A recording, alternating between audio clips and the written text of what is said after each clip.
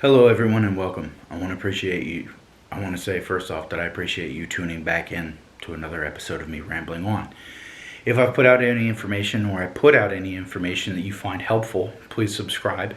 Anything that I put out that you don't find helpful, please comment on why you didn't find helpful. And obviously, please use personal experiences, not just, well, I read this or I heard this or somebody told me this, right? If you have a personal experience that differs from mine, I would absolutely love to hear it. Please comment on it and we'll talk about it. What we're going to talk about today is the Condition 3 Israeli carry, along with leaving weapons that you have out of your safe unloaded, right? So as far as what's in your safe, I don't want to talk about that right now. Because it's usually fairly far away from you. You don't have easy accessibility to it. So it doesn't really matter what condition it is in. I know a lot of people tell you not to leave weapons in a safe loaded. They tell you not to store ammunition with those weapons in a safe. But at the same time, I've heard those same people tell you that when you're walking through the woods to go hunting, that you shouldn't have a round in the chamber of your rifle. Which anybody who's done any kind of stock hunting ever would know that that is completely and totally asinine. Now, I'm not talking about going up into a tree stand, right? That, again, varying differences.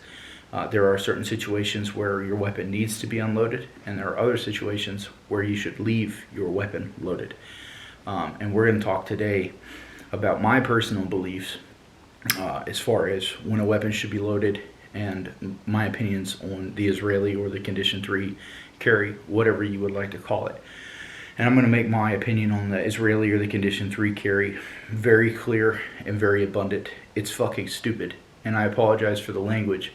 If you look up the history, James Yeager did a video, right? I don't want to reference too many people in here, but that's where I have heard this, right? And then I did my own independent verification of it, and it's true. Right, so he did a video talking about how Israeli carry was done because they didn't have enough money to make the weapons the same across the board for the Israeli military, specifically their sidearms. And it was a lot cheaper to train their military members to draw a weapon out of a holster, chamber around, and engage a target, as opposed to standardizing their sidearms. And it's very true. It's a lot cheaper to incorporate a training tactic than a new weapon. So this is not a thing anymore, right? So pistols now are incredibly safe.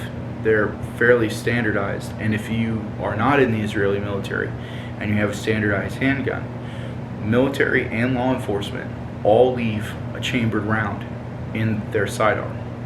Navy, Army, Marine Corps, Coast Guard. It's standard procedure. Law enforcement agencies do the exact same, right? They actually do a full load up. They don't just, at least the one where I'm from, back home, doesn't just insert a magazine, chamber around, put it in a holster. They insert a magazine, chamber around, remove the magazine, top it off, put it back in the pistol. So if the military and law enforcement agencies are walking around with a round chambered, what opinions would you have that that is not the best way to get a weapon out of a holster and engaging a target? Anybody who says it's faster to chamber around and fire, you're insane. I'm sorry. Just standard laws of physics apply here, right? You're adding an extra step into target engagement that takes more time.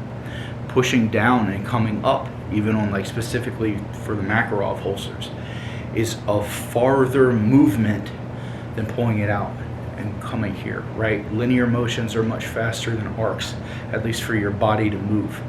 So what you have to consider is where you stand, right? What kind of training do you have access to? And the answer for almost everybody is whatever you can afford. So if you have 5 or 6 guns and you've never been to a training class, maybe it's time to look at selling one of them and going to a class. Right? There's a video that was posted, but I forget who posted it. It was a couple months ago. It was a professional shooter with a $500 pistol and an enthusiast with a $5,000 pistol. And the professional was a better shooter, right? So it's not about the gear you have, it's about the training you have. And that kind of goes back to a lot of people now, because most pistols are very safe nowadays. Default to an open chamber because they're not comfortable with the weapon. And if that's the case for you, what I would tell you is you don't need to carry on an empty chamber. You need to go take a class, and you need to have a renowned and a professional instructor teach you how to operate that weapon system. Not buy a gun and carry it with no real training. And if you've had training and you're still not proficient, you need more training, right? You need more range time. You need to get more comfortable with the weapon that you are going to carry. You're not dealing with a standardized sidearm like the military or law enforcement have. You can pick your gun. Now, that being said, you should, as a good marksman and as a good pistolero, be able to pick up any handgun and make it work for you. Obviously, it might not be your preference, but you should be able to operate any handgun as designed with a fairly moderate level of training that is not exclusive to anyone. What I would also like to segment into on this video is, if it is true and I am telling you to carry a weapon with a round in the chamber, why would the weapon that you leave out to defend yourself at home not have a round in the chamber as well? I think it's completely and totally asinine when people leave a magazine loaded and no round in the chamber of their weapon. Now, obviously, there are extenuating circumstances for this. The biggest one I can think of is pump action shotguns, because they're not drop safe. But if you have a weapon that is safe, is drop safe, is able to be handled and manipulated safely, then I strongly encourage you to leave a round in the chamber. Now, obviously, I don't care, we already talked about it, I don't care what you do with the weapons that are in your safe. But if they're going to be in your safe for an extended period of time, putting them in a condition where you remove ammunition will allow you to put more oil on them. Now, with that being said, you'll have to take them apart and clean them before you go to the range, because excessive oil will cause excessive buildup of components, right? Dust, dirt, debris, carbon. It's just the way it works, right? Like, that's why if you get a weapon that's been packed in cosmoline for 50 years and you go to shoot it, it doesn't function really well, because it's had a lot of time to accumulate, and it's just like grease locking a mechanical component. It'll do it. You can argue with me all you want. I had a Browning Belgian bar that was brand new. I mean, it was brand new. My granddad bought it in the 1970s, never fired it. I shot it for the first time when I was 16 years old, and it didn't cycle. And it was because it was sold with a lot of grease and everything on it. My granddad had cleaned it over the years, and he had put rig gun grease. I don't know if you've ever used it, but it's real thick. It looks almost like brake grease all over it so that it wouldn't corrode while it was in his safe. It was stowed in his safe, which has, humidity controls in it, and it was in a gun sock and everything else. It didn't chamber the second round. I had to take it apart, and I just had to clean it. And as soon as I actually wiped that grease off and just put a thin layer of just regular rim oil on it, functioned flawlessly, no issues. But again, we're not talking about, I don't care what you do with what's in the safe. The other thing that makes me say that an unloaded weapon is a bad plan around the house is you treat things differently based on your predisposition for beliefs, right? So meaning, if you believe that weapon is unloaded, you're going to treat it more like an unloaded weapon than a loaded weapon until you verify it. Right? It doesn't sound that bad, and a lot of people are going to say, "Oh, I wouldn't do that. I wouldn't do that." It's not true, right? If you look at how the human mind works and how just your brain processes information, I'm just going to stand here and tell you, you 100%, whether you know it or not, will treat a weapon differently based on the condition that you believe it is in. So if you standardize everything out of my safe has a bullet in the chamber, magazine loaded in it, you're going to treat them differently. And then when you go to clear it, if there's not a round in the chamber, no harm, no foul, but there should have been one, as opposed to picking a weapon up and now you assume that there's not a round in the chamber, you're going to treat it different. You're more than welcome to look all of this up. It's called cognitive bias, is how your brain processes this information. If you're not aware of how cognitive bias works or what I'm talking about, please research it.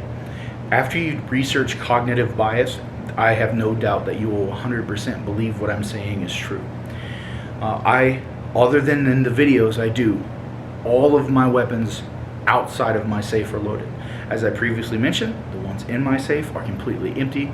They're my show pieces, they're my pretty guns, right? I don't shoot them a whole lot. When I do, I take them out, I clean them, right? They're my hunting rifles, my long range rifles, stuff that I don't have an expectation to use at 2 o'clock in the morning.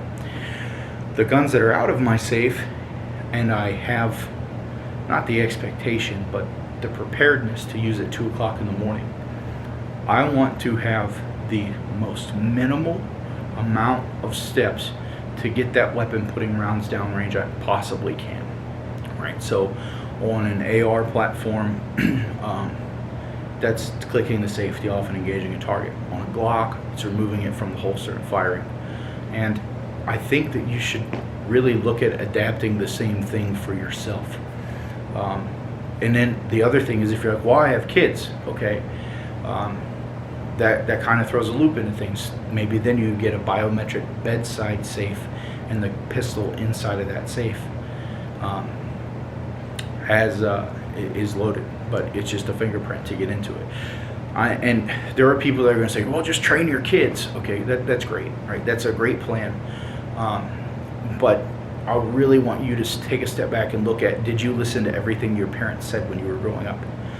And anybody who said, yes, you're a way better person than I am, or you're a liar.